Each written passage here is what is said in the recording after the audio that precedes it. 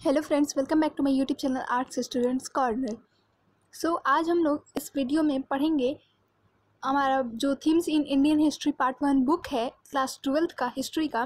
उसका हम लोग आज 4th चैप्टर पढ़ेंगे जो कि इस बुक का लास्ट चैप्टर है।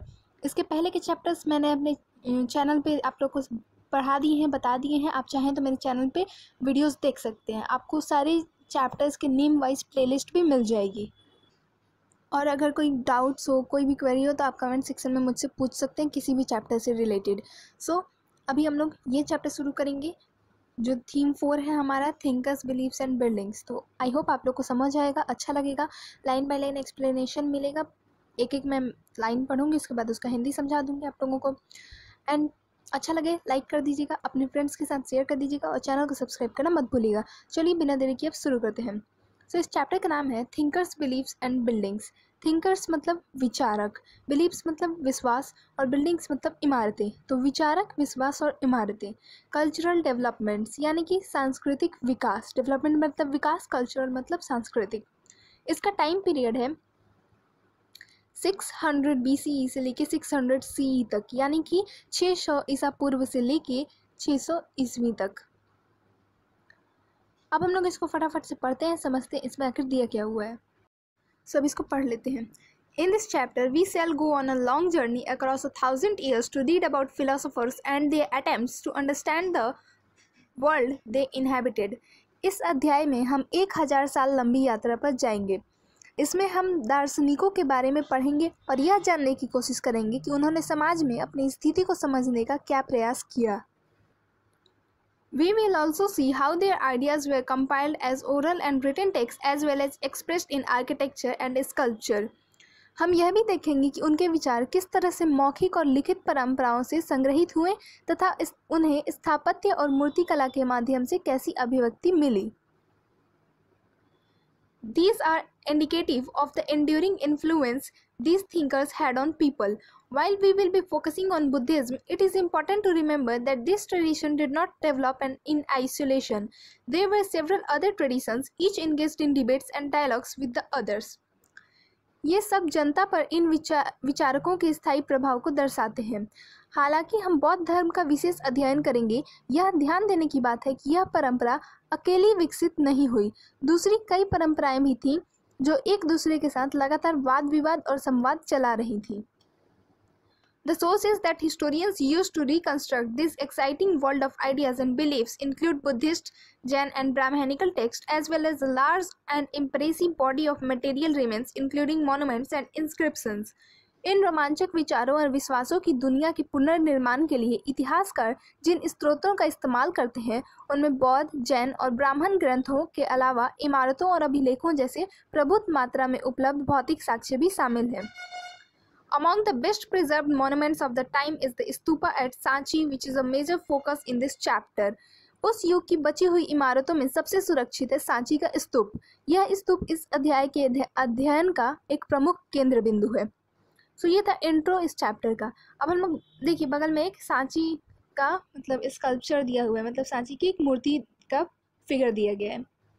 अब लोग बढ़ते हैं इसके फर्स्ट टॉपिक की ओर, जो कि है एक ग्लिम्स ऑफ सांची, यानी कि सांची की एक झलक। ये हम लोग नेक्स्ट पेज पे पढ़ेंगे। यहाँ पे जो बॉक्स दिया हुआ है इसमें जो कुछ भी है इसके लिए मैं अलग से वीडियो बनाती हूँ, आप चाहें तो मेरे चैनल पे देख सकते हैं। 19th century Europeans were very interested in the stupa at Sanchi. 19वीं सदी के यूरोपियों में सांची के स्तूप को लेकर काफ़ी दिलचस्पी थी। In fact, the French sought Sanjinan Begum's permission to take away the eastern gateway, which was the best preserved to be displayed in the museum in France. फ्रांसीसियों ने सबसे अच्छी हालत में बचे सांची के पूर्वी तोरण द्वार को फ्रांस के संग्रहालय में प्रदर्शित करने के लिए शाहजहां बेगम से फ्रांस ले जाने की इजाज़त मांगी। For a while, some Englishmen also wanted to do the same, but fortunately, both the French and English were satisfied with carefully prepared plaster cast copies, and the original remained at the site, part of the Bhopal estate.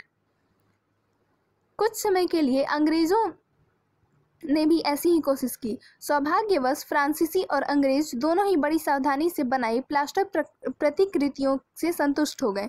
इस प्रकार मूल कृति भोपाल राज्य में अपनी जगह पर ही रही, मतलब कि वो ओरिजिनल जो थी उसको नहीं ले जा पाए। तो ये हमारे लिए एक अच्छी बात है, क्योंकि वो लोग जो भी आते लूट के ले जाते, तो ये बचा रह गया हमारे पास। ये हमारे लिए बहुत ही सौभाग्य की बात है। हम लोग पढ़ते हैं next para. The rulers of Bhopal, Shah Jahan Begum and her successor Sultan Jahan Begum provided money for the preservation of the ancient site. Bhopal के शासकों शाहजहां बेगम और उनकी उत्तराधिकारी सुल्तान जहां बेगम ने इस प्राचीन स्थल के रख रखाव के लिए धन का अनुदान दिया। No wonder then that John Marshall dedicated his important volumes on Sanchi to Sultan Jahan. आश्चर्य नहीं कि जॉन मार्शल ने सांची पर लिखे अपने महत्वपूर्ण ग्रंथों को सुल्तान जहां को समर्पित किया। She funded the museum that was built there as well as the guest house where he lived and wrote the volumes. सुल्तान जहां बेगम वहां पर एक संग्रहालय और अतिथिशाला बनाने के लिए अनुदान दिया। So if the stupa complex has survived, it is in no small measure due to wise decisions and to good luck in escaping the eyes of railways, contractors, builders and those looking for finds to carry away to the museums of Europe. वहाँ रहते हुए ही John Marshall ने उपयुक्त पुस्तकें लिखी। इस पुस्तक के विभिन्न खंडों के प्रकाशन में भी सुल्तान जहां बेगम ने अनुदान दिया। इसीलिए यदि यह स्तूप समूह बना रहा है तो इसके पीछे कुछ विवेकपूर्ण निर्णयों की बड़ी भूमिका है। शायद हम इस मामले में भी भाग्यशाली रहें कि इस स्तूप पर किसी रेल ठेकेदार या निर्माता की नज़र नहीं पड़ी। यह उन लोगों से भी बचा रहा जो ऐसी चीज़ों को यूरोप के संग्रहालयों में ले जाना चाहते थे। One of the most important Buddhist centers, the discovery of Sanchi has vastly transformed our understanding of early Buddhism. Today, it stands testimony to the successful restoration and preservation of a key archaeological site by the Archaeological Survey of India. बौद्ध धर्म के इस महत्वपूर्ण केंद्र की खोज से आरंभिक बौद्ध धर्म के बारे में हमारी समझ में महत्वपूर्ण बदलाव आए। आज यह जगह भारतीय पुरातात्विक सर्वेक्षण में सफल मरम्मत और संरक्षण का जीता जाता उदाहरण है। इसके नीचे फोटो दिया हुआ है, मैं आपको वो भी दिखा देती हूँ।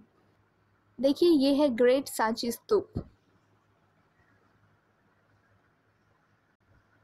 इस बुक में ये फोटो क्लियर नहीं है, बट यहाँ पे सीढ़ियाँ हैं और यहाँ पे एक बड़ा सा पेड़ है जो कि ऐसे ब्लैक ब्लैक दिख रहा है। But what is the significance of this monument? आखिर इस इमारत का महत्व क्या है? Why was the mount built and what did it contain? यह टीला क्यों बनाया गया और इसके अंदर क्या था? Why is there a stone railing around it? इसके चारों ओर पत्थर की रेलिंग क्यों बनाई गई है? Who built the complex or paid for its construction? यह इस स्तूप समूह को किसने बनवाया और इसके लिए धन किसने दिया? When was it discovered? और इसकी खोज कब की गई? There is a fascinating story that we can uncover at Sanchi, for which we must combine information from text, sculptures, architecture and inscription. ग्रंथों, मूर्तियों, स्थापत्य कला और अभिलेखों के अध्ययन के द्वारा हम इस रोचक इतिहास की खोज कर सकते हैं। Let us begin by exploring the background of the early Buddhist tradition. आइए हम प्रारंभिक बौद्ध धर्म की पृष्ठभूमि के अन्वेषण से शुरुआत करते हैं। हमारा ये सेकंड टॉपिक है, स्टार्ट होने जा रहा है द बैकग्राउंड, यानी कि पृष्ठभूमि, sacrifices and debates, यानी कि यज्ञ और विवाद। The mid-first millennium BC is often regarded as a turning point in the world history. ईसा पूर्व प्रथम सहस्त्र शताब्दी का काल विश्व इतिहास में एक महत्वपूर्ण मोड़ माना जाता है। It saw the emergence of thinkers such as Zarathustra in Iran, Kongji in China, Socrates, Plato and Aristotle in Greece, and Mahavir and Gautam Buddha among many others in India. इस काल में ईरान के जरथुस्त्र जैसे चिंतक, चीन में खुंगत्सी, यूनान में सुकरात, प्लेटो, अरस्तु और भारत में महावीर, बुद्ध और कई अन्य चिंतकों का उद्भव हुआ। They tried to understand the mysteries of existence and the relationship between human beings and cosmic order. उन्होंने जीवन के रहस्यों को समझने का प्रयास किया, साथ ही साथ वे इंसानों और विश्व व्यवस्था के बीच रिश्ते को समझने की कोशिश कर रहे थे। This was also the time when new kingdoms and cities were developing and social and economic life was changing in a variety of ways in Ganga Valley. यह वही समय था जब गंगा की घाटी में नए राज्य और शहर उभर रहे थे और सामाजिक एवं आर्थिक जीवन में कई तरह के बदलाव आ रहे थे। These thinkers attempted to understand these developments as well. ये मनीषी इस बदलते हालात को भी समझने की कोशिश कर रहे थे। अब हम लोग इसका फर्स्ट सब टॉपिक पढ़ेंगे, एक रिक्वेस्ट है आप लोग से, अगर आप लोग अपने साथ बुक खोल के नहीं बैठे तो प्लीज़ बुक खोल के बैठ जाइए, उससे आप लोग को अच्छे से समझ आएगा। फर्स्ट हम लोग सब टॉपिक पढ़ेंगे द सैक्रिफाइसियल ट्रेडिशन यानी यज्ञों की परंपरा। द सैक्रिफाइसियल ट्रेडिशन यानी कि यज्ञों की परंपरा।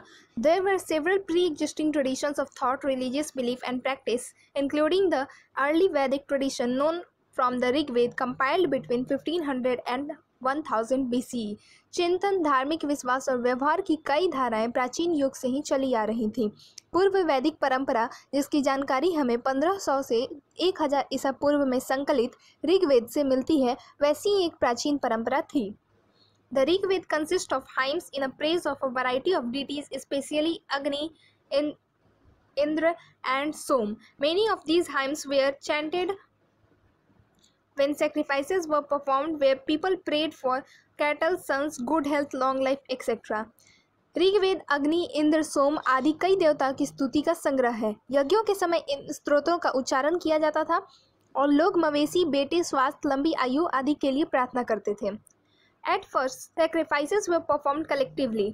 शुरू में यज्ञ सामूहिक रूप से किए जाते थे। Later, 1000 BCE to 500 BCE onwards, some were performed by the heads of the household for the well-being of the domestic unit.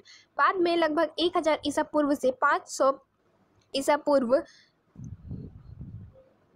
पूर्व तक कुछ यज्ञ घरों के मालिकों द्वारा किए जाते थे। More elaborate sacrifices such as the Rajasuy and Ashwamedh were performed by chiefs and kings who depended on Brahman priests to conduct the ritual. और राजसूय और अश्वमेध जैसे जटिल यज्ञ सरदार और राजा किया करते थे। इनके अनुष्ठान के लिए उन्हें ब्राह्मण पुरोहितों पर निर्भर रहना पड़ता था। अब हम लोग बढ़ते हैं सेकंड सब टॉपिक की ओर, न्यू क्वेश्चंस यानी कि नए प्रश्न।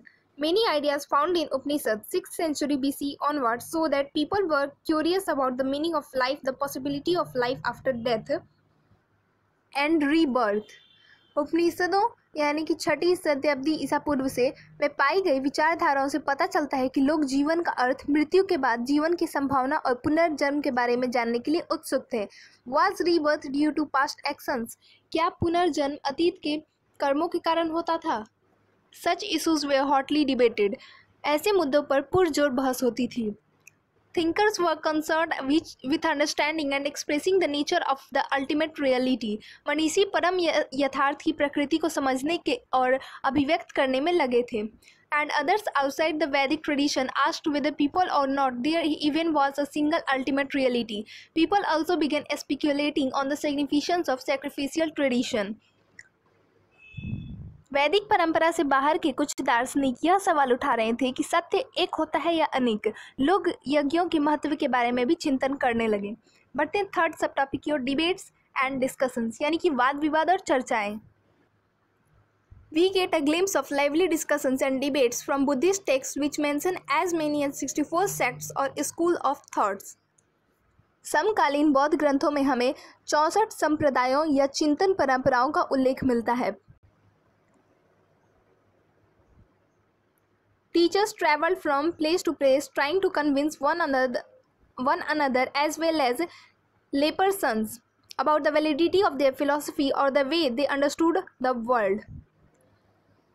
इसमें हमें जीवंत चर्चाओं और विवादों की एक झांकी मिलती है। शिक्षक एक जगह से दूसरी जगह घूम कर अपने दर्शन या विश्व के विषय में अपनी समझ को लेकर एक दूसरे से तथा सामान्य लोगों से तर्क वितर्क करते थे। Debates took place in the Kutagrasala, literally a hut with a pointed roof, or in groups where traveling mendicants halted. ये चर्चाएं कुटाग्रशालाओं यानी कि नुकीली छत वाली झोपड़ी या ऐसे उपवनों में होती थी जहां घुमक्कड़ मनीषी ठहरा करते थे। If a philosopher succeeded in convincing one of his rivals, the followers of the latter also became his disciples. So support for any particular sect could grow and shrink over time. यदि एक शिक्षक अपने प्रतिद्वंदी को अपने तर्कों से समझा लेता था तो वह अपने अनुयायियों के साथ उसका शिष्य बन जाता था। इसीलिए किसी भी संप्रदाय के लिए समर्थन समय के साथ बढ़ता घटता रहता था। Many of these teachers, including Mahavir and Buddha, questioned the authority of the Vedas. इनमें से कई शिक्षक, जिनमें महावीर और बुद्ध शामिल हैं, वेदों के प्रभुत्व पर प्रश्न उठाते हैं. They also emphasized individual agency, suggesting that men and women could strive to attain liberation from the trials and tribulations of worldly existence. उन्होंने यह भी माना कि जीवन के दुखों की मुक्ति का प्रयास हर व्यक्ति स्वयं कर सकता है. यह समझ ब्राह्मणवाद से बिल्कुल भिन्न थी. This was in marked contrast to the Brahmanical position, wherein, as we have seen, an individual's existence was thought to be determined by his or her birth in a specific caste or gender. यह समझ ब्राह्मणवाद से बिल्कुल भिन्न थी. जैसा कि हमने देखा, ब्राह्मणवाद यह मानता था कि किसी व्यक्ति का अस्तित्व उसकी जाति और लिंग से निर्धारित होता था. सो फ्रेंड्स, हमारा सेकंड टॉपिक भी यहाँ पे ख़त्म होता है और हमारा ये वीडियो भी यहाँ पे ख़त्म हो जाएगा. उम्मीद है आप लोग को अच्छे से समझ आया होगा. कोई भी अगर डाउट्स होंगे, कुछ आपको क्वेरी होगी इस चैप्टर से या इन दोनों टॉपिक से रिलेटेड, तो आप कमेंट सेक्शन में मुझसे पूछ सकते हैं. उसका आंसर आपको ज़रूर से ज़रूर मिलेगा. सो इसको लाइक कर दीजिएगा, वीडियो को अपने दोस्तों के साथ इसको शेयर कर दीजिएगा और चैनल को सब्सक्राइब करना मत भूलिएगा. Thank you for watching the video.